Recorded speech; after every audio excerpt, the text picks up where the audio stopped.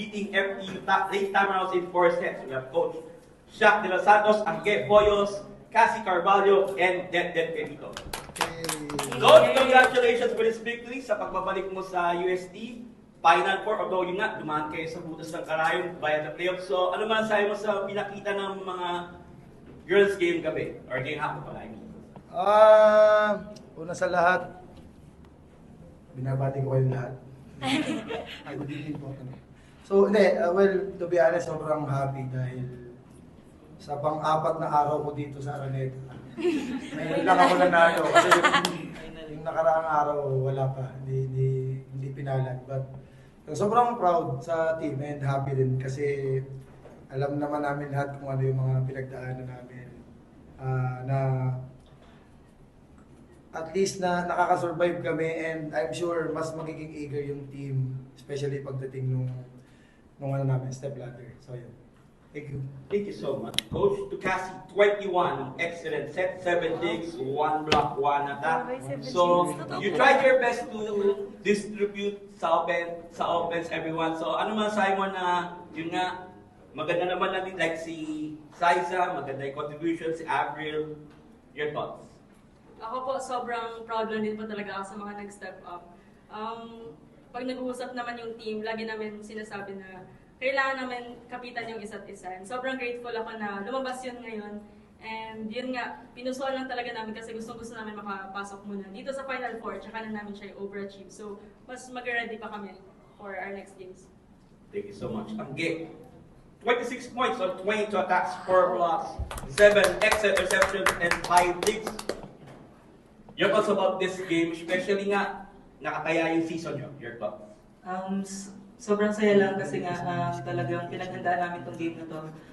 Masakit man yung pagkatalo namin nung last Wednesday pero nag-move on kaagad kami and talagang tinrabaho namin and yung effort ng bawat isa talagang nakita naman and thankful din ako sa mga nag-step up lalo na sa Tisay na talagang inilaban niya and ayun, grateful nga nakuha namin yung panalo today and ayun, sana magtuloy-tuloy na sa Final Four. And lastly, to your team captain, that 18 of 27 digs and 15 of 17 exit receptions this afternoon. Talagang you wanted to stay longer. Your thoughts? Gusto ko po talaga. Dahil nga po, thank you Lord talaga kasi alam naman natin na ngayong season sobrang unpredictable. Lahat kayang manalo. So, happy lang din ako and grateful again sa coaches na talagang grabe yung tiyaga sa amin kahit na sobra-sobra yung topak ng mga players. At saka sa teammates ko, talagang iniyakan ko yan. Kagabi pa lang. So, nagmamakaawa na ako. Parang sabi ko, ayoko pang mag-pro. So, please, sabaan pa natin ang buhay natin dito. Thank you so much. Okay, the floor is open for questions, guys. For Angge and Dedet, yun nga nabanggit nyo nung last time na ayaw nyo pa maging last game nyo to. Nung nabitawan nyo yung first set, ano na siguro yung pinag-usapan nyo sa loob para maka-recover kayo, makuha rin itong panalo? Ayun nga, nung first set talagang slow start kami. Na-remind lang kami ng mga coaches na ilaban namin kasi andito na kami and talagang do or die game today. So, talagang pinusuan na lang talaga namin and para makuha namin yung game na to and yung effort talaga ng bawat isa lumabas and yung guidance din ng coach na andun naman palagi and ayun, natapos namin ng wala kami pinagsisihan ngayong araw na to. Actually, nung unang set po, naloka ako. Kasi parang, yun nga, hindi kami yung naglalaro na yun. So, ayun, grateful lang din sa mga coaches na talagang todo effort para magising yung isa't isa. And syempre sa mga teammates ko, salamat dahil nagpagising kayo. Coach, ilang taon na rin po at dekada na rin po na pag-ilingkod niyo sa volleyball. Like, for sure po na-experience niyo na rin po yung highs and lows din ng sport. So, sa ganito pong stretch nga na yung tatlong sunod-sunod na talo earlier this week, parang kayo po personally, paano kayo bumabangon sa ganun habang hindi pa tapos talaga yung job niyo for a certain team? Number one, to be honest, yung prayer talaga. Yung guidance talaga ni Lord. Kasi wala namang ibang best na makakatulong, kundi siya muna. Siyempre, yung family, and then yung team, kasi every time na nagte-training naman kami, lagi silang kumpleto. So, ibig sabihin, eager sila na matuto, gustuhin pa kung ano yung mga plano ng team or gusto mong ma-reach ng team. And then, pero yung sobrang love ko yung volleyball. Kasi talagang to be honest, yung 3 days na dito straight, talagang pwede kang mag-give up dun sa mararamdaman mo, especially finals ko yung isa. But sa akin kasi, mas better na makatulong and maging inspirasyon ng ibang tao, not only para sa akin o sa pamilya, pero sa ibang tao kasi siyempre yun, malaking bagay, bilang coach, malaking bagay para sa akin yun na nagiging inspirasyon or nakakatulong tayo. Hindi man siya parang in other way, but yun nga, nakikita na hindi nag-stop and pinupush kung ano talaga yung gusto mangyari sa buhay. So yun. Amen. After nung first round, di kayo MVP frontrunner, pero nung natapos na lahat ng elims in the end, si Shane Noguer. Pero despite that, gano'n ka lang ka-proud na hindi man pinalit sa individual awards ito, tuloy-tuloy pa yun yung buhay niyo, ito ka-advance kayo sa step ladder sa final. Yun nga, ang pinaka-importante naman talaga sa akin yung is yung team and na makapasok kami sa Final Four kasi yun yung pinaka-unang goal namin this season. And siguro mag-overachieve na if ever makapasok sa finals. And ayun, siguro, mas importante siguro yung collective effort na gagawin kesa dun sa individual individual awards. After nung game niyo nung Wednesday, sabi mo sa mga team, ikaw mismo nagsabi na ayaw mo pang mag-pro and encourage mo talaga yung teammates mo to step up. Pero gano'n ka lang ka-proud na nag-step up sila to the event sila Saiza and si Alvin na may magandang contribution sa ginawa pa mag-extend pa yung UAP career mo. Actually, kagabi po, after yung viewing po namin, ayun, naging emotional na ako. So, energy ko yung team na parang, group hug kami. Parang, nakikita ko sa mga mata nila na gusto nila talagang tumulong and gusto nila yung goal namin. I mean, as a team. So, ayun, nakita naman natin kanina na parang kahit paano, kahit sinong ipasok, talagang nagsa-step up and nakaka-contribute. So, thank you lang sa kanila. And then, from an individual standpoint, paano may approach yung final post-season mo sa UAE?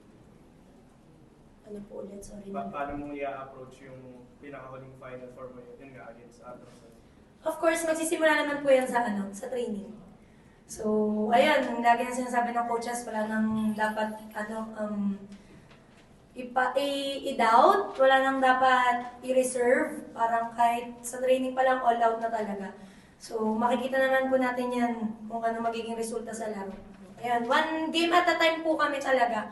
Hopefully, malagpasan namin yung next game namin. And to coach yung first phase na step ladder, makakalaban yung Adamson, twice kayo nag-grab sa elims, twice kayo natalo sa kanila. Pero paano nyo i-approach yung game niyo? And anong siguro lessons yung kukunin nyo from yung ilang beses na nakatapat yung Adamson over the eliminations? For now, siyempre celebrate namin itong panalo namin.